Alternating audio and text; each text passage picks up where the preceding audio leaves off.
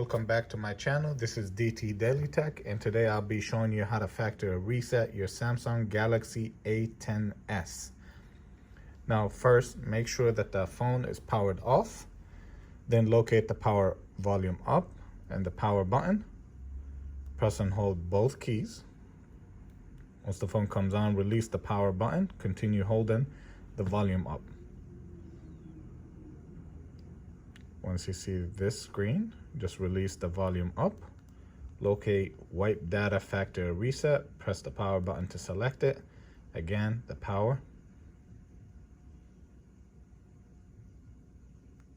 Reboot system now. And there you go. Your Samsung Galaxy A10s has been resetted. Thank you very much for watching. Please like and subscribe. Have a wonderful day.